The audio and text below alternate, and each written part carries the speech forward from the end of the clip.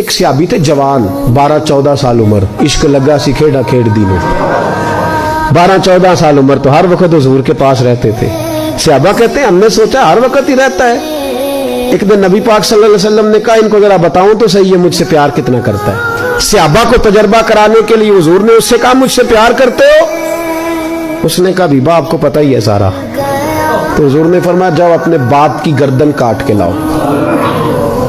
کس کی؟ اوکھا جے بابا کام. ہاں اپنے باپ کی گردن کاٹ کے لاؤ. 12-14 سال عمر, چھلانگ لگائی. مسجد نبوی کے دروازے پر مولا علی شیر خدا کھڑے تھے. ان کی گردن میں تیر کمان تلوار تھی, کھینچی تلوار. اور جب دوڑے نا جذبات میں تو حضور نے فرمایا اسے پکڑ لاؤ, اس نے سچ مچ کاٹ کے لے آنی ہے. لے آؤ پکڑ کے. عاشق نزاکت جانتے ہیں. حضرت طلحہ بن برا بیمار ہو گئے. بیمار, دن میں 2 دفعہ میرے نبی تیمارداری کرنے جاتے. 2 دفعہ. اللہ کرے وہ بیماری میں ہی آ جائے. چر ہویا مینو ترلے لیندیاں کدی موڑ میرے ول واگاں, خواب میری وچ ایک وار جہاں میں ساری عمر نہ جاگاں.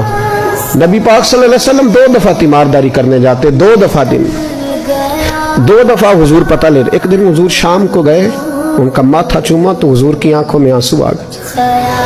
پھر میرے حبیب پاک نے ان کے والد کو کونے میں بلایا, کوئی بات کہی, باپ بھی رونے لگے. حضور نے پھر پیار کیا, چلے گئے. حضرت طلحہ اپنے ابا جی سے کہنے لگے حضور کیا کہہ کے گئے ہیں؟ کہا بیٹے کچھ نہیں. کہا نہیں مجھے بتائیں. کچھ نہیں, رشتہ ہی بڑا نازک, نہیں بتائیں. تو باپ نے سر پہ ہاتھ رکھا, کہا حضور کہہ گئے ہیں تو آج شام کو فوت ہو جائے. اور جب حضور نے کہا جب اس کا انتقال ہو جائے تو مجھے خبر کرنا. والد کو چارپائی پہ بٹھا کے تو حضرت طلحہ نے ہاتھ پکڑ لیا. عشق تیاگ دومی ایک برابر, پر عشق دا سیک ودھیرا. اگ تے ساڑے ککھ تے کانے, عشق ساڑے تن میرا. او اگ دا دارو می تے پانی, مینوں کوئی دسے عشق دا دارو کیڑا. بلے شاہ اتھے کچھ نہیں بچدا جتھے عشق ہوراں دا ڈیرا. ہاتھ پکڑا باپ کا اور کہنے لگے ابا جی ایک وعدہ کرو, رات کو جب میں فوت ہو جاؤں تو نبی پاک کو اطلاع نہیں دینی. خبر کہا بیٹے حضور کہہ گئے ہیں دینی ہے, تو کہتا نہیں دینی, کیوں؟ عاشق نزاکت جانتے ہیں. اگرچہ 12-14 سال عمر تھی پر عشق پکا تھا نا, نزاکت سمجھتے تھے.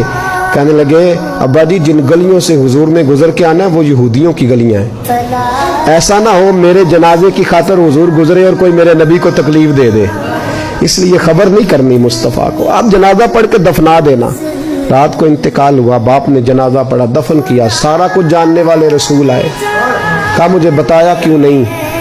عرض کی محبوبہ, کہتا تھا حضور کو تکلیف نہیں دینی, میری ذات کی خاطر تکلیف نہ دینا, نہ کوئی یہودی تکلیف نہ پہنچا دے. گلیاں یہودیوں کی ہیں, قربان جائیں. ساری دنیا روزہ رسول پہ, اور میرے رسول نے فرمایا مجھے بتاؤ اس کی قبر کہاں ہے.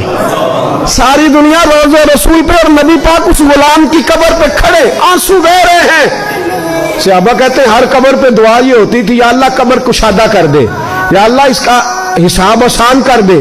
یہاں دعا بھی انوکھی, اس کے لیے دعا بھی انوکھی, رشتہ ہی بڑا نازک ہے.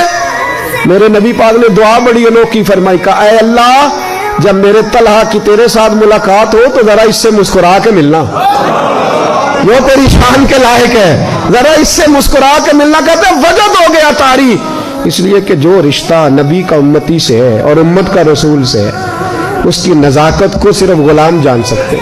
غلام جان. میں نے پچھلے جمعے بھی کہا تھا, مجھے ایک شخص کہنے لگے آپ بتیاں لگاتے ہیں, جھنڈیاں لگاتے ہیں. میں نے کہا بس نہیں چلتا, ہم تو تارے بھی لگا دیں, ہمیں ہمارا پتہ ہی نہیں. میرا دل کرتا ہے گلی گلی پھروں اور یہ نعرہ لگاؤں جان ہے عشق مصطفیٰ, روز فضو کرے خدا, جس کو ہو درد کا مزہ وہ نازے دوا اٹھائے کیوں, اور پھر کے گلی گلی تباہ ٹھوکریں سب کی کھائیں کیوں.